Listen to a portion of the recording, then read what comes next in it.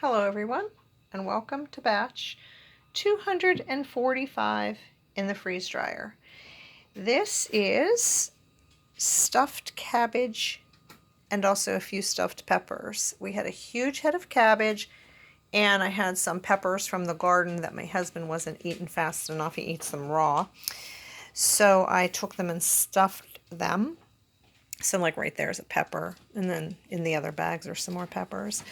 But this was a mix of cabbage and peppers, but also of half ground beef and half Italian sausage. I want to show you what I think may end up being a problem. As you know, or should know probably, fat doesn't freeze dry. And as I pick that up, if you can see that shiny glossiness there, that is fat. Let me find some here, like right here. Look at that. That is unfreeze dried material. Now watch what happens when I do this. So there you go. See that shiny? That's fat, and it doesn't freeze dry, and it will go rancid. So what I normally do when I come across something like that is I wipe it off if I can. I wipe it off the food if there's a lot of it. By no means is that a cure-all or advice. I have all this freeze-dried food that probably won't last the 30 years I would expect my freeze-dried food to last. So what I'm doing with these bags, and this is how I'm storing this, is I put a check mark by the date, meaning I need to check this.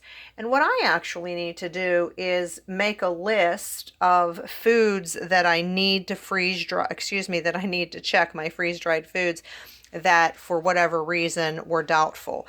Or foods that I've stored, such as the ramen noodles, the Oreo cookies. I put those in Mylar. What I want to start doing is I want to make a list, and I'm not sure when that'll happen. But then I want to put dates as to, okay, today I want to check this, and then the next month I want to check this, and then check that again. Because I don't know if those Oreo cookies stored in Mylar will go stale, and the Ritz crackers. And of course, when I've got something like this that's cooked and may go rancid, if it starts going rancid, I want to catch it before it's too far gone, so that that's something that we can eat and not totally waste, if it's salvageable at all at that point. You know, it's just a learning curve, and I think I've just put a video out not too long ago about my bleach mistake, and prior to that I showed you how I improperly stored pineapple and it got rusty. So I think it's really important not just to be well, I really don't think I'm a how-to channel. I think I'm a this is what I do channel, and take that ball and run with it. But I think it's important in our community that we share our successes, but maybe more importantly, that we share our mistakes. So I'm not even sure this was a mistake. I don't know how it's going to turn out, but I think what I would do the next time is I would cook the meat separately so that I could drain it off and drain that fat and then rinse it off. And then I would incorporate the cabbage and the peppers, and maybe even stuff them then, or cook everything separately and add it together at the end. I think when you do it that way, you do miss a bit of the flavor when it soaks together. You know, it just tastes a little better. So what I might end up doing is just making a stuffed cabbage soup and then letting that simmer all together. But like I said, also still pre-cooking the meat to get a lot of the fat off of there. I think that may be a better solution for this. But I had made a 20-quart roaster full of this mixture, and we have eaten it almost for a week, and I still freeze dried, well, maybe not a week, maybe 3-4 days. But it's really tasty. My husband's even taken it to work, and then he's coming home and eaten it. And I'm really blessed with him that he doesn't mind eating the same thing, for a few days in a row. So I think if the SHTF, well, I think we would not be complainers about food boredom. It would take us a little longer than maybe the normal person like my sister who won't eat a leftover, you know. So let me show you the paperwork on this. It's right here. As always, I do a 9-hour freeze and a 24-hour initial dry. That 24-hour initial dry, as you know by now, adds 17 hours of time that it's extra dry time. But then again, because I'm the queen of added time, I always add even more after that. And I added more to this cycle. My reason was that we went to a horse show. So right here, the freeze dryer ran for 66 hours and 40 minutes. Of that, 6 hours and 20 minutes was added time. So that actually wasn't too bad. And the reason I had to rush and get this done today is because at that horse show, we took baked beans, and we took 2 roasters full of baked beans, and we brought a lot of them back. Then they were baked beans with hot dogs, and we use wonderful hot dogs that are pretty expensive, the Nathan's and the Hebrew National, although we prefer the Nathan's. Those are really expensive hot dogs. I'm not going to put garbage in the food, like I'm not going to put a hot dog in a food to share with people that I wouldn't want to eat myself. So they were good hot dogs. So I definitely don't want that going to waste. Not that I'd want it to go to waste anyway, but here I go, rambling again.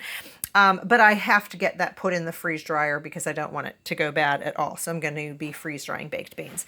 So on each tray, 1 through 4, I had put 40 ounces of cabbage rolls, stuffed peppers, and then obviously, this isn't a cabbage roll or a stuffed pepper. I broke it up, to get it freeze dried. I'm not sure. It probably would have taken a heck of a lot longer had I left them whole if they were large, and then they would have probably not freeze dried right down the center. So even if I was going to freeze dry a really pretty cabbage roll, it'd either have to be really small, or if it were large, I'd have to cut it in half. So as I said, it was half beef, half Italian sausage, and so far I've weighed and packaged 2 trays. Each 2.5-pound tray the first one was 340 grams, and the second one was 352 grams. So, that's why we love to freeze dry, simply because of the weight. Not because of that, but because the food is a lot lighter. It's easier to carry. The only drawback is that you still need water, so if water is an issue, you could just nibble on this. We've done it many times, just nibbled on the food freeze dried and not reconstituted it. But then again, for your body to be able to absorb that and digest it, you would be drinking a lot of water. And of course, freeze-dried food does not lose its nutrients. So there's that too. And of course, it lasts a lot longer, but I probably said that. So these, I would have preferred to do them all in 1-pound packages for a couple of different reasons. That's something that 2 people could eat, I believe. And it also saves on the Mylar bags, which are about 40 cents a piece when purchased in bulk. And this is a half-gallon sized bag. And the oxygen absorbers, which right now there's a little bit of a shortage of. I can't order them now. There was a 6-week back order from the manufacturer. So I do anticipate when they do come back in stock, they're probably going to be a little more expensive. But right now, the last time I was able to get them, I was paying about 9 cents for each oxygen absorber. But I do think that's going to go up. And I do get it for 9 cents because I'm buying 1,500 at a time. Then we have, so I think 6 will be in 1-pound packages, but because this is something that I have to be able to check periodically, like over 6 months, I don't want to have to pull out a whole pound. I'd like to be able to pull out maybe 4 ounces, but I wasn't willing to put that small of an amount in one. Since if they go bad, we're going to just pull them all and finish them anyway. And an 8-ounce amount is enough for 1 person to eat or 2 people to share if it's just something light and, hey, we need to check this.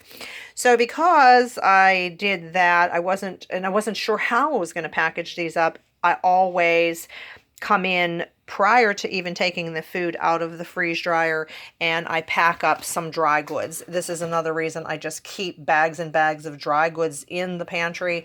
I rotate them, of course, but I had come in here with lentils, and I think there's some beans in the back here, and I packaged those up so that I will take these 20 oxygen absorbers, and once I open them, I will, of course, do the freeze-dried food first, and then I will go on to the dried goods that I have in Mylar ready to go. And let's say at the end I have 3 or 4 of these left. I don't open another bag of oxygen absorbers unless I'm on a roll and I want to just go ahead and package up some more things, because sometimes the pantry does start getting overfull. What I will do then is just fold the top over to keep out little anythings.